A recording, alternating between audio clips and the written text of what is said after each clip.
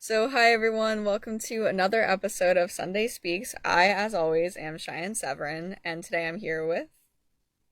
Abby, John. Boxman. How long have you two been parent members for Alumni in Recovery? So we're recently new. We came on probably just a few months back, probably within the last 6 months. We recently relocated up to Bergen County about a year ago, and I connected with Nancy, and we started collaborating, doing some things, and ends up that I should say, Alumni in Recovery's director at the time, Tom Caravan, is Mm-hmm. moving. And with him leaving us, my husband and I decided to step in as the co-directors of the parent program now. Yeah, we've been since our son Justin passed in 2013, 11. 2011. Ooh, boy, long when you get into so many years. Since Justin passed in 2011, we've advocated so many similar things that Alumni in Recovery is doing. And that really is trying to get the message out there about the overdose problem that we have. It's much more prevalent now than it was when we started doing this message, in 2011, 13 years ago. People were just starting, the newses were just starting to talk about that addiction was a disease. Mm-hmm. Schools weren't even familiar with where even to start at that particular point. Mm-hmm. So after Justin first passed, to try to, make a meaning of it, Abby mostly decided to start, I'm going to speak at some of the schools down there to give them the story of Justin and the information to the best we could to make people aware that we have this huge problem in our society. And right. Mm-hmm. So much of the time, and even now, when you start to talk to people about addiction, and especially when it comes to heroin or oxycodone or fentanyl, people still in their minds think, that's never going to happen to me, right? This happens in Harlem or, inner city Newark or Trenton or Philadelphia or Delaware. It's not happening to me in, good old Bergen County or good old Monmouth County or wherever. Monmouth County. It's never going to happen to me.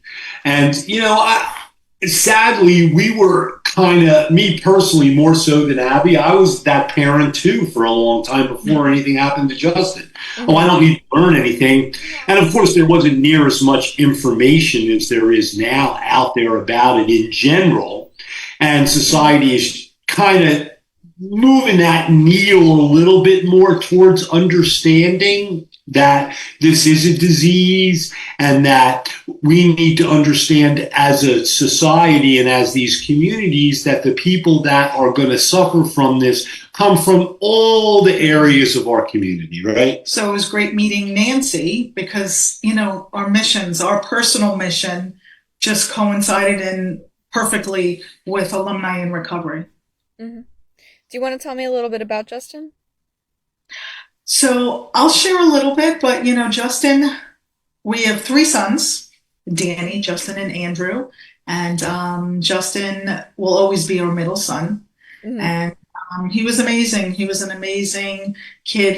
I always say he was the glue that kept the brothers together because there's like 5 years between between Danny and Andrew. So Justin was that kid. And he was really close with his brothers, both of his brothers, huge football player. He was a kid that when he walked into the room, everybody knew it. He had this amazing laugh. Everybody loved him. He was such a generous, loyal, dedicated friend, son, boyfriend, grandson.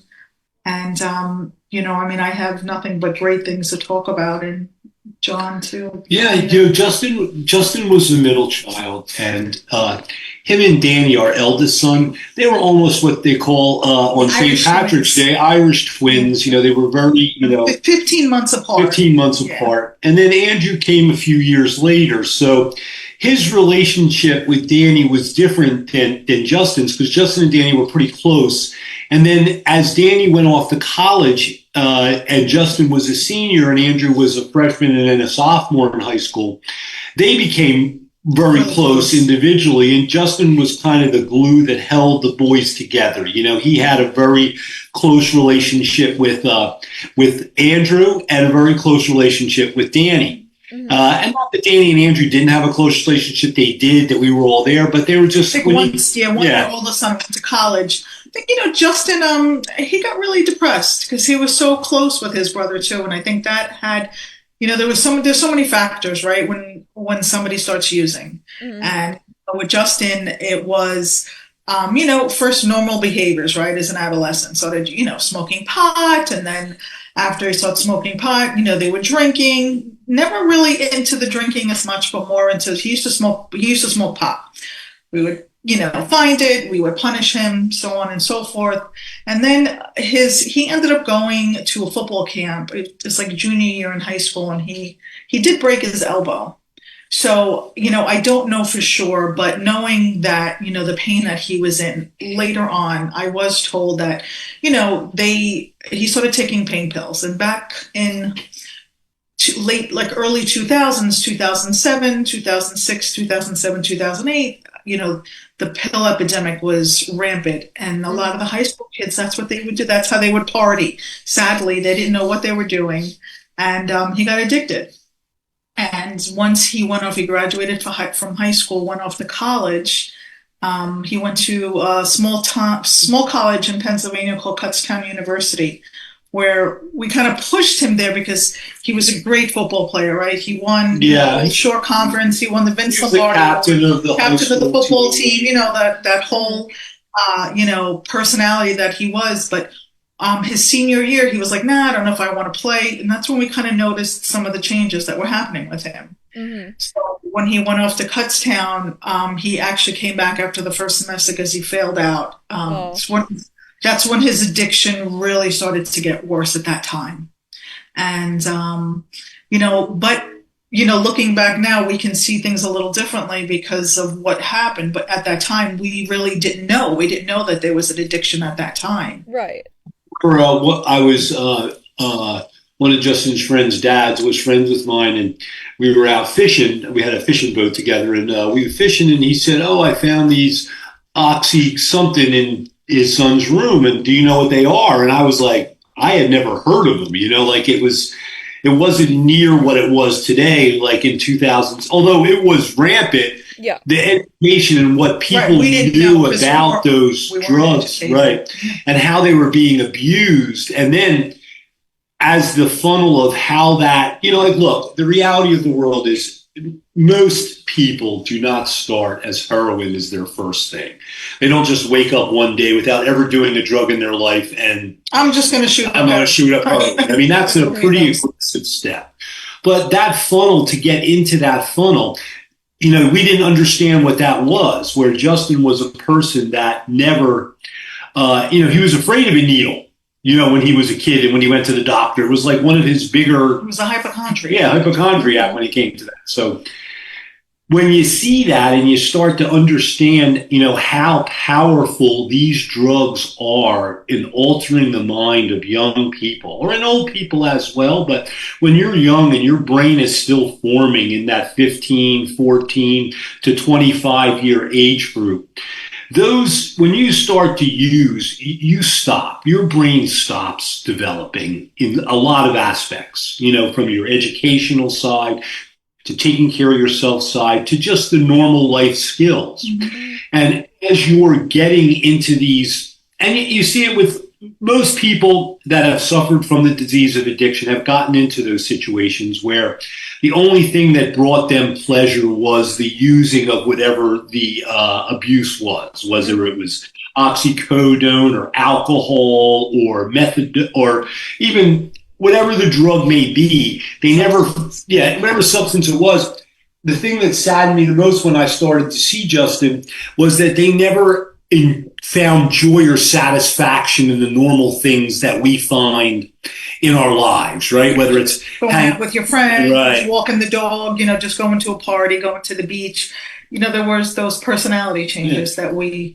Even relationships with girls, when you figure you're a 16, 17, 18, 19, 20-year-old boy, you are, with women, you're at a very sexually active age, at an attractive age, but you find that people that suffer from the disease of addiction in that age don't even find satisfaction in those type relationships. Mm-hmm. And that's really hard to see when you don't understand what's going on, which we didn't back then. Mm-hmm.